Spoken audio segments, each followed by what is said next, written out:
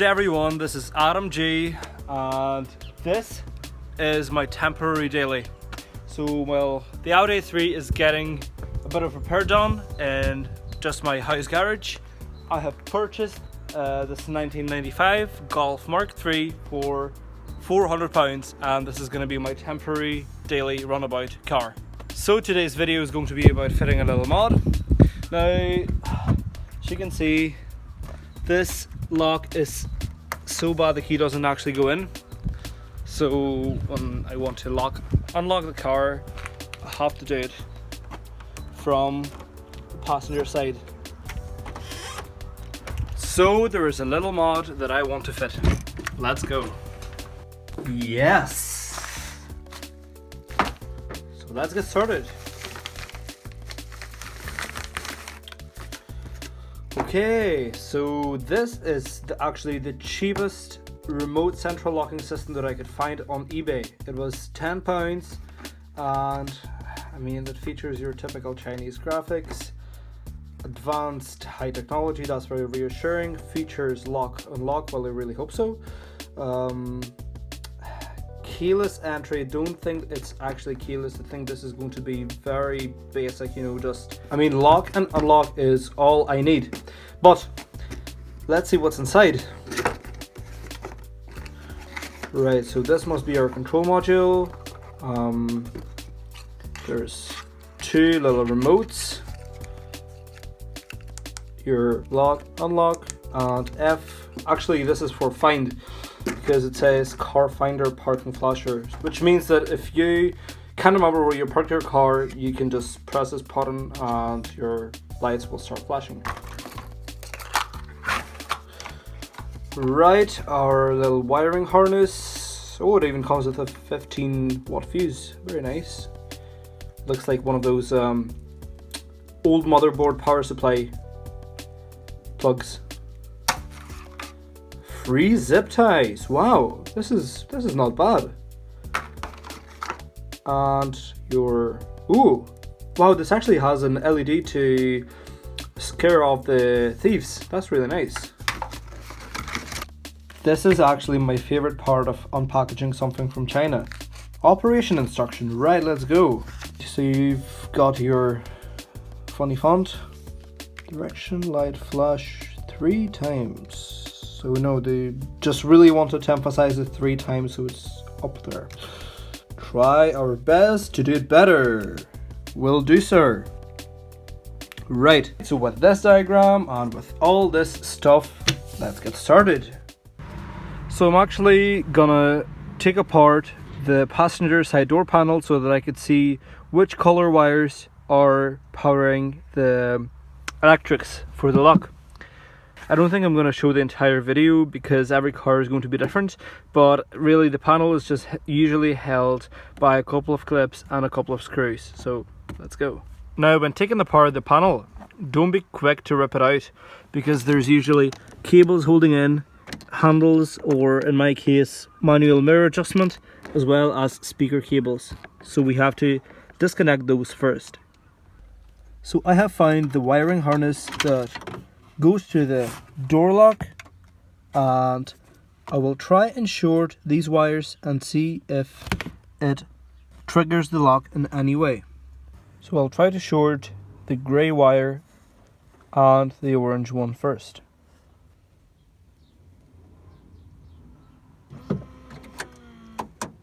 Okay, so this just locked the car, and so I wonder if this will unlock the car.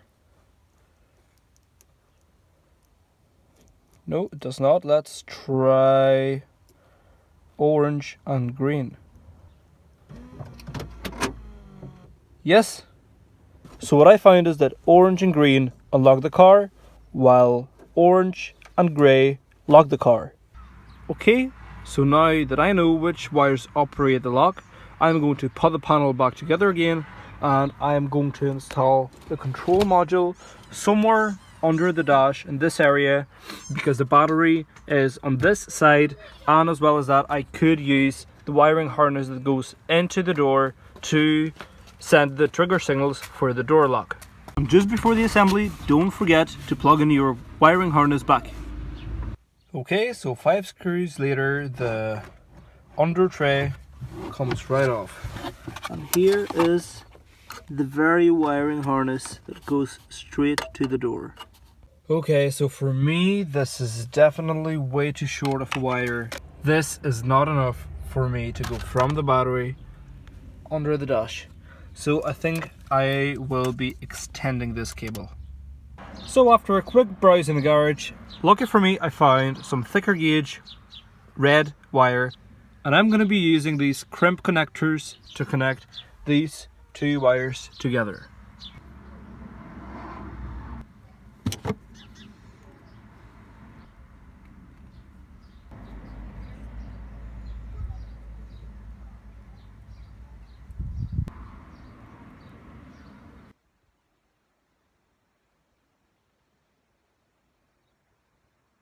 And just check that your wire is solid by pulling it a few times, and mine seems to be good enough. I just want to be safe and use proper wiring to prevent my car from burning to the ground. So I'm just going to connect these two together, and I think I might just use a bit of tape around this area to prevent the 12-volt signal from touching the ground anywhere in the car. Okay, so with the extension in place, I don't think I'm going to cut the wire just yet, so I'm going to actually feed it through the firewall into the battery. I'll make sure that the module is sitting right where I want it to be, and only then I will snip the wire and I'll get it connected to the battery. Okay, so upon closer inspection, there seems to be a dodgy piece of wiring here with melted plastic and burnt tips, so it seems to be a rather thick gauge wire, so I really don't think this is for interior lighting, so I might go and isolate that before I do anything. Okay, so this actually seems to be a heater motor resistor, which basically controls the fan speed. So you have your 4 settings here and it takes care of them, but I think the highest setting might be out. This is not of first priority to me, so I think I'll just leave it like it is. I'm struggling to find any wiring going through the firewall, but I see this rubber bit right here, and the other end of it seems to be right here, which is also rubber. So if I could feed the wire through this, it would be amazing, because it is right next to our battery. So I'm just going to try and pierce this with a screwdriver.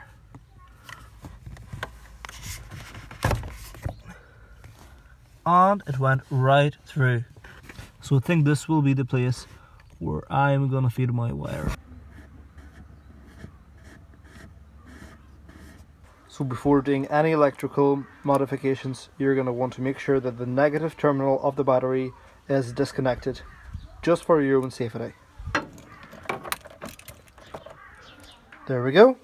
So I actually think this place could be quite convenient for the control module, as it is right next to the control wires.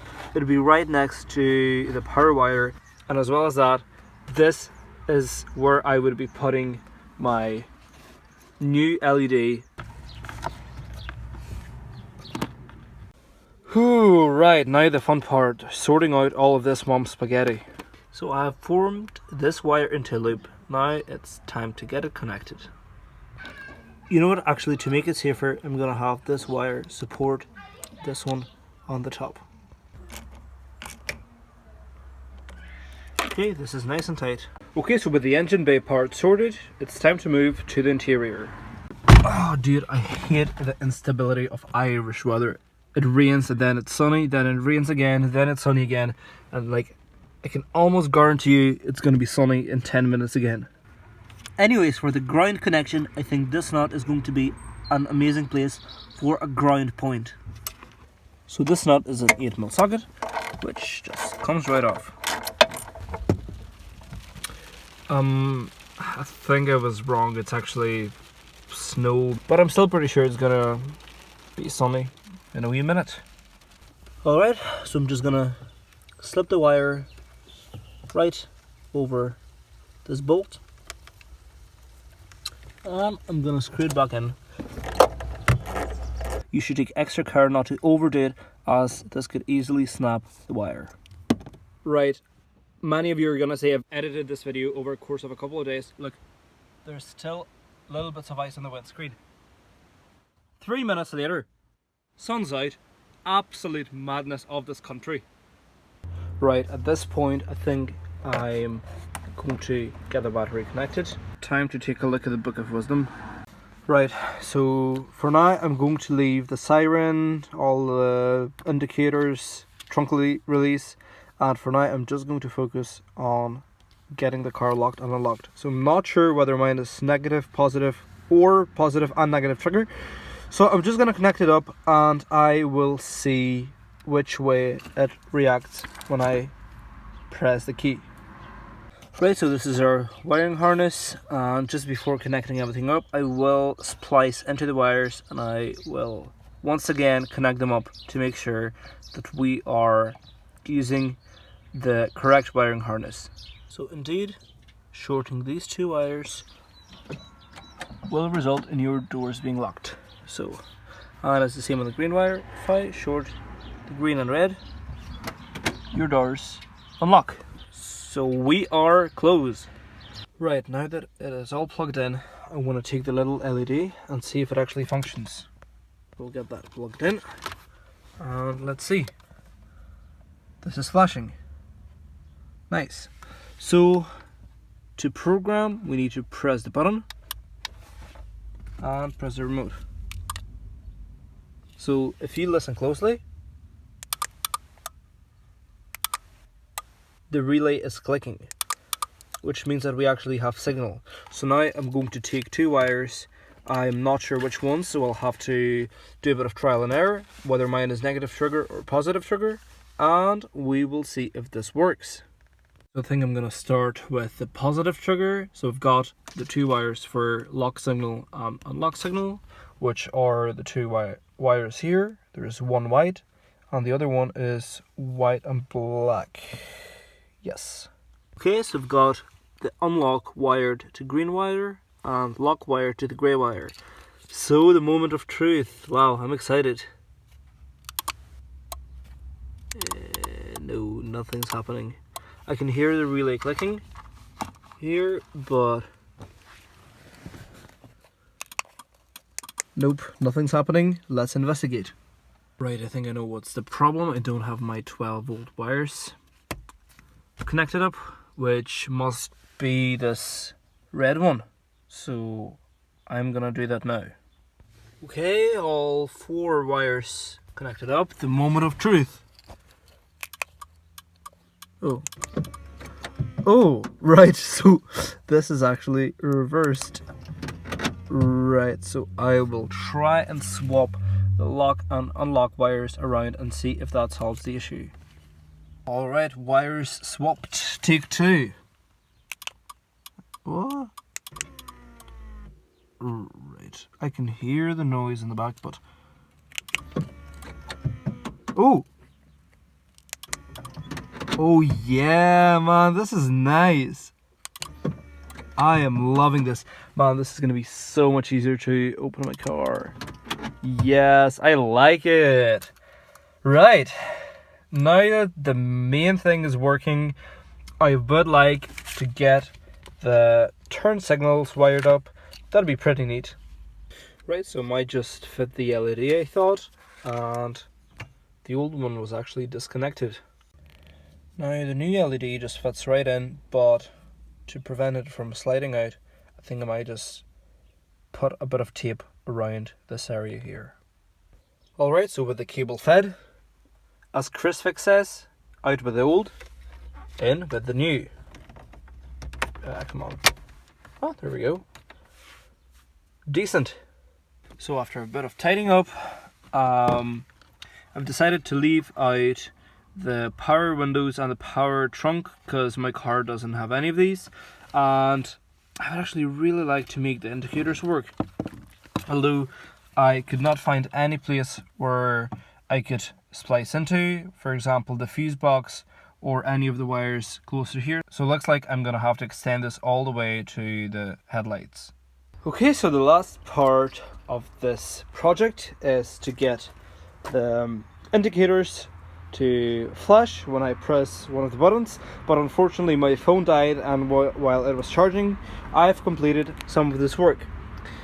So what I've did was I've taken apart this whole cluster. I've made a couple of extensions, one for each side.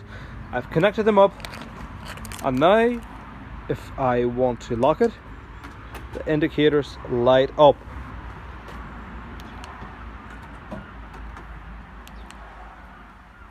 Nice. So now all that's left to do is just to tidy up the wiring. Alright, so this is what my wiring looks like now. It's not amazing, but I think it'll do grand. This is going to be away from site anyway, and I just want it to be easy to service if anything needs to be done, or if I ever decide to, say, add a horn or any other function. So with the under tray in place and the last screw in, you cannot see it at all. This is looking tidy. So guys, this concludes our today's project. Funnily enough, out of the 4 cars that I've owned in my life, all 4 of them have had some sort of remote locking problems, but this is one of them sorted now. So guys, I really hope you find this video useful. If you did, please consider liking, subscribing, leave a comment, and as always, stay tuned for more. This is Adam G. Peace out.